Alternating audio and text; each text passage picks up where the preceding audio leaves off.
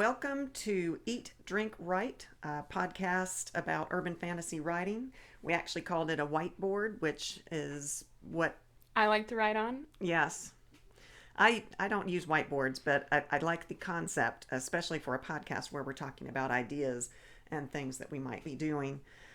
Today, we are going to be talking about what is urban fantasy, since that's going to be the main thrust of this podcast, although we may diverge out into different types of fantasy as well, but generally urban fantasy because that's what I write, and I know that that's what you write. I guess I should introduce ourselves. My name is Sherry Ellison, and I have written fantasy for a long time, over 20 years. I've got 4 completed novels, none of them published, but my latest ones and the ones that I enjoy writing the most are urban fantasy. Mm-hmm. And who are you and what are you writing? I'm Taylor Ellison. I am her daughter, her favorite daughter.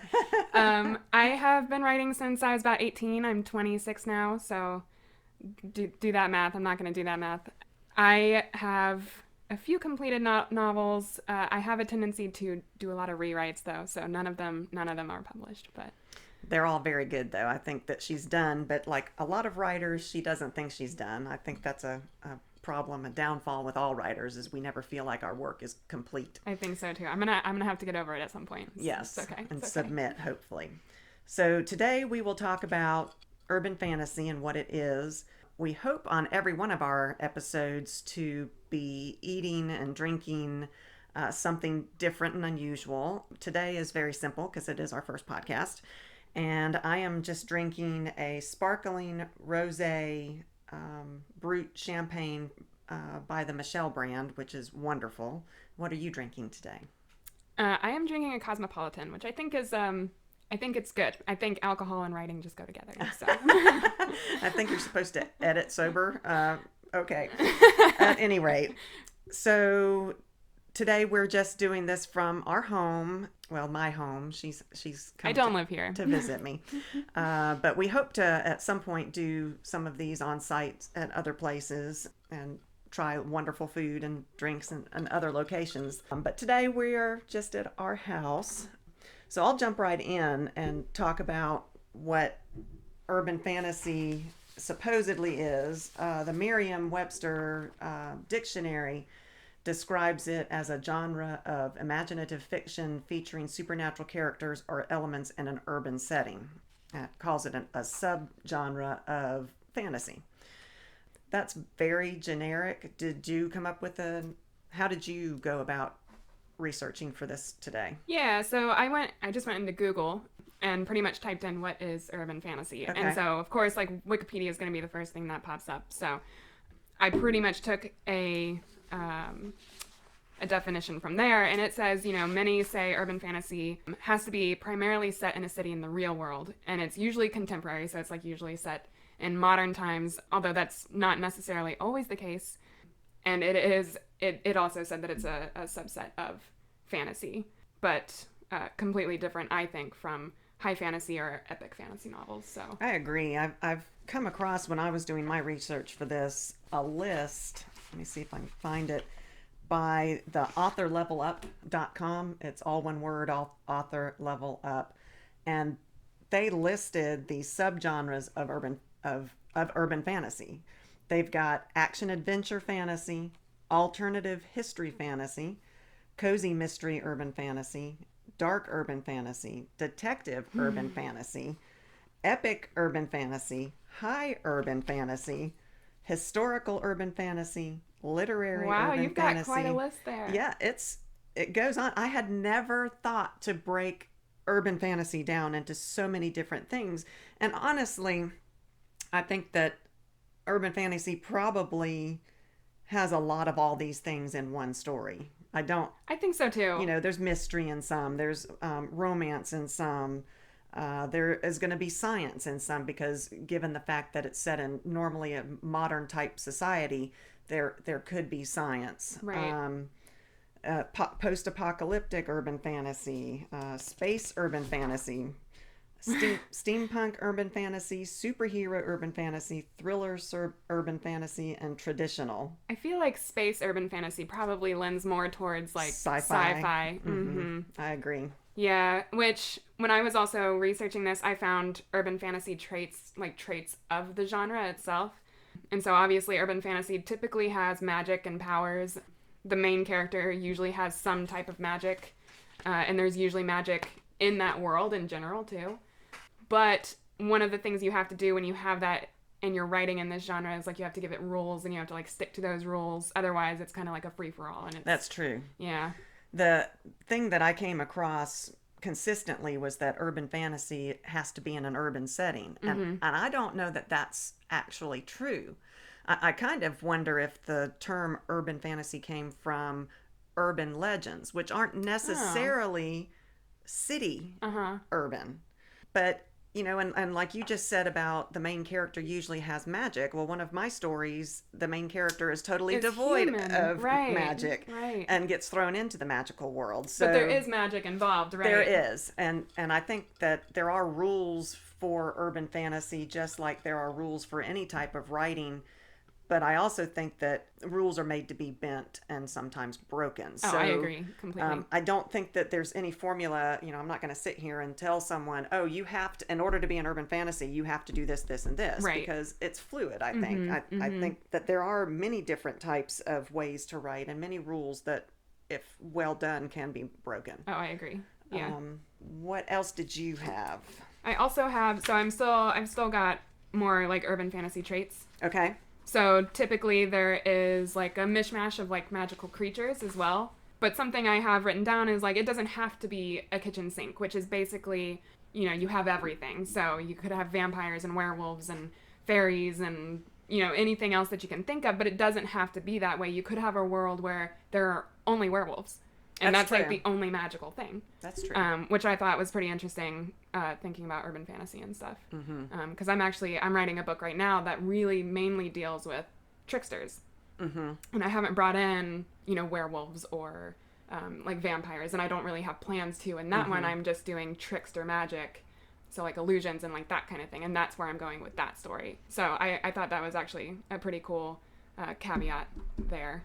And then... Oh, another thing that I thought was interesting was like, you know, you have to think about how you set up your world too. So if you have vampires, and that's like technically, you know, quote unquote undead, do you also have ghosts?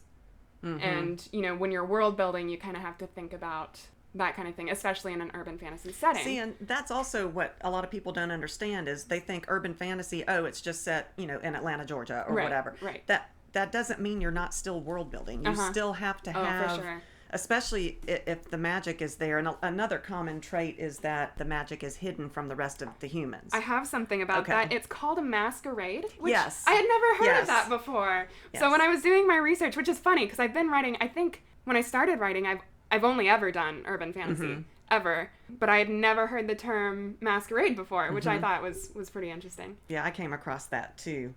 I had a point with that, but I don't know what it was. So I'm sorry. I got excited. I was So go ahead and go on. So for the notes that I have for Masquerade is kind of like, why is this important and how does it change the story? And I think it can change the story. I mean, it has to, because if it's a masquerade, then nobody, you know, common muggles, if you will, don't know anything about magic, and that's going to change like how your main character reacts to things. If magic is the cause of a murder and your main character is supposed to solve it, she can't go to the police, or he or she can't go to the police because, you know, they might not know about magic. Now, you said he, and that when I was looking at the definitions, and I came across one that said urban fantasy always has a strong male lead. See, I found the opposite. And I was like, that is not true. Agreed.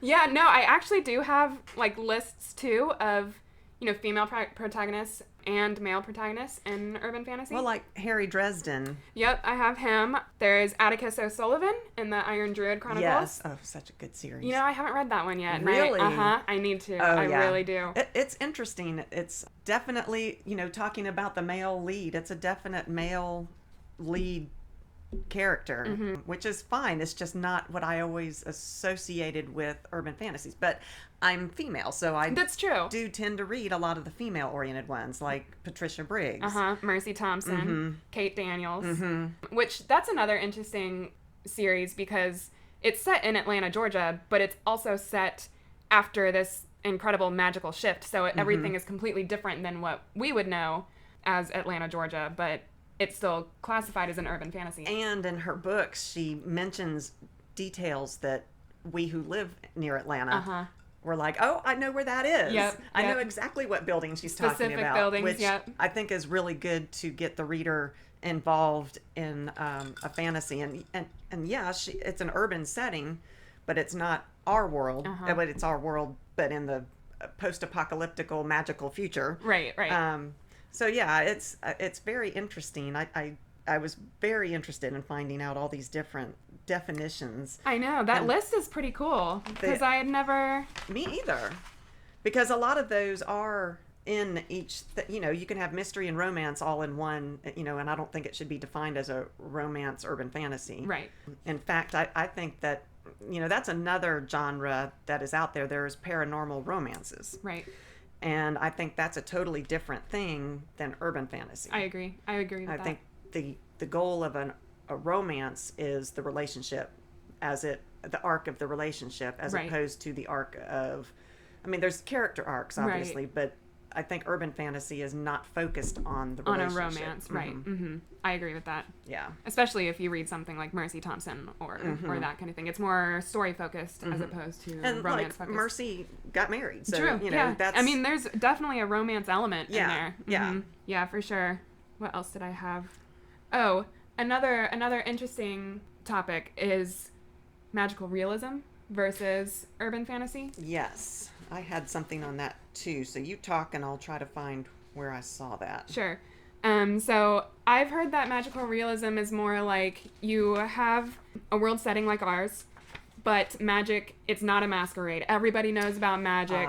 It's widely used. It's like a common element in that world. It's like ingrained in the world. So it's trying to think if I can think of an example, and I can't off the top of my head right now, but... Well, that's interesting because, say Kate Daniels' books. Magic is not a masquerade. Right. But I wouldn't call that... Is that magic realism? I don't think so. I don't think so either. I think it's urban it's still fantasy. Urban fantasy. And I think that's like a debate, I think, with these genres, because a lot of people that I've talked to have said, no, magical realism is its own category, whereas I think that they can be very well blended. I think so too. Interesting. Yeah. Yeah, I think that was what I found too. I can't find it now, but I'm thinking that was about what I came across too. I don't like that definition of urban realism. Right. It makes no sense to me. Right. Which, to be fair, I didn't write down the actual definition, so that was me like pulling it from my head. So okay. I ought to probably like go back and look and see if that is the actual definition, but I'm pretty sure that was the gist of it. Well, one of the things I did, because I was curious as to what other writers think urban fantasy is, and I've come up with a whole bunch of definitions by actual writers, if you want me to go over those. Yeah. One of them is Melissa Olson, who you and I met at Dragon Con. We did. She was pretty cool. 2019. 19, yes. Yep. She was amazing. I really like her a lot. But she actually did a paper about urban fantasy, and she talked about how it's evolved since 1984, that she said it is anchored by strong female protagonists, which I agree with. Right. She goes, other than there are plenty of male-driven urban fantasies like Harry Dresden.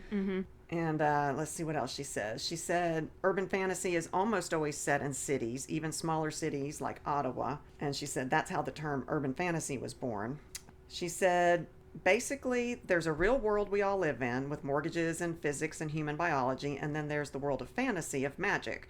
Urban fantasy is about what happens when those two worlds crash into each other. I really liked the way she That's a good definition. I like that too. She said she loves urban fantasy for two things. First, that it has always been a female-friendly space. And second, sheer number of joyous possibilities encased in that simple little Venn diagram setup. It's so true. It's so true. There's so much you can, especially with all of the urban legends that exist in this world, there is so much you can do with any of it, like vampires or werewolves, for, you know, a more general example. But there are so many urban legends in every culture, all over the world. There are, and I love researching. That is one of my favorite things about writing urban fantasy, is trying to find the different myths and legends that each culture has and trying to manipulate them into what I want in my world that I'm writing about. Yeah, no, I agree, because it just makes it so much fun, because these are, you know, real stories that have come from people that have either been passed down or made up or whatever, but you're able to take them and use them, and I think that's just super cool. Now, what would you think? Do you consider like demon and religion type fantasy as being urban fantasy? I mean, it could be set in an urban setting, but I don't know if that's got its own category of supernatural because it's demons and religion based, or... That's an interesting question, which I think there is a genre that's called, you know, that's like supernatural suspense. And maybe it would fit into that. Although I think, so I subscribe to BookBub. I don't know if you've ever heard of it. I don't know what that is. So it's an email thing, and you get an email every day with books that are on sale from Amazon or Barnes & Noble. Tell people what is it? So it's called bookbub.com. So it's BOOKBUB.com. And I think you just type in your email. It's been years now that I've been getting these emails. I've never heard of it. And I get an email every day with a list of books that are on sale, and you can choose your favorite categories to get books from. You can choose favorite authors and that kind of thing, and it'll list those categories and authors in each email that you get from them. How neat! Very cool. So I've gotten some pretty good deals on books from them, and I think a lot of the urban fantasy ones that I see are listed under supernatural suspense, so it kind of got lumped in with those. Okay. Because I was just thinking, you know, there are series out there that have demons. What is that book that I read, book number 5 of, The Witch? Oh, Kim Harrison. Kim Harrison. Yep, I have her. I think I have her on here. I do not have her on here. Kim Harrison, Rachel Morgan series. Great series. Because there are demons in that one. Yep. And I wouldn't really know the whole story because I accidentally picked up book number 5 and read it first. True. But True. It was excellent. Yeah, very, very well written series. I read the whole thing. You know, so... Yeah. I mean, true. And I still would I would definitely classify that one as an urban fantasy. Okay. I don't remember the city it was set in. I don't remember off the top of my head. The Alex Craft novels that we read. Oh, the Grave Witch? Yes, Grave Witch series. Yes. I'm reading one of those right now. I can't remember the author right now. Oh gosh, well, I can't we'll either. have to We'll tell you in our next episode or put it on our website. Yep. Excellent series. Those are great, but the city that it's set in is a city that the author made up. So it was a fold in space that was created with some kind of magical event or something, and the entire city is completely fictional, but it's still, in my opinion, an urban fantasy. I agree. Especially with the way that it's set up. So, you know, I'm writing that book with Kada, who it starts here in Atlanta. Right. And she gets sucked into this other world, and the world has cities and kingdoms and more traditional fantasy on that world, but it started here, and she's got definite ties to this world. What category would you call that? Is that an urban fantasy? That's a really good question. Fantasy. Because I know a little bit about what you're doing with that series. So I know you said you started in Atlanta and then you go to this fictional world that's more fantasy based. But I also know that you're planning to bring They're coming back. her back. So does that make the whole series an urban fantasy series, or? I think it might make it just a fantasy series. Maybe. Honestly, I think it might be fantasy over urban fantasy at that point, because you are starting to bring in a completely fantastical world. See, and it's so hard because as an unpublished author, how do I get this across to an agent and explain to them, okay, it's kind of urban fantasy, but it's kind of not urban fantasy. So it's interesting. It is. Because it is important in the publishing world for these terms to be defined. You know, what do you say? Supernatural fantasy or romantic fantasy or that is important to an agent and a publisher because they have to know where this book is going to fit into the sales world. Right. And so when we do bend the rules, it It's causes a little problems difficult for for us. ourselves. Yes. Which I don't have an answer for that. There's no way. I'm not published either. So there's like no way that we could that I could give you an answer for that other than write another book first. So get published and then get set, and we can break all the rules we Yes. want after that. Well, maybe. I'm not sure that's how it works. I think you still have to pitch your works before you can get them published, but I think you would have a foot in the door that way. That's true. That's true. Okay, I interrupted you. I don't remember where you were going with your... Me neither. Were but you I can finished with the traits? Yes. Yeah. Well, because another one was, usually it's the time period that it's set in. Yeah. It's usually modern or contemporary because you've got, electricity and, you've got cars and your modern day bills like Melissa Olson was talking about. And I think that that's not necessarily what it has to be. I think you can kind of play with those rules because what if you had, these supernatural elements like in the 1800s. I agree. See, and this steampunk is one of the topics. Okay, so to me, steampunk is pre-industrial. Well, right on on the cusp of the revolution of industrialism. So yeah, I that's interesting. Yeah, I think it's pretty neat because it would be fun to write something written in. I mean, go back to the Salem witch trials. You could totally write something in the 1600s. I'm pretty sure that's when those happened.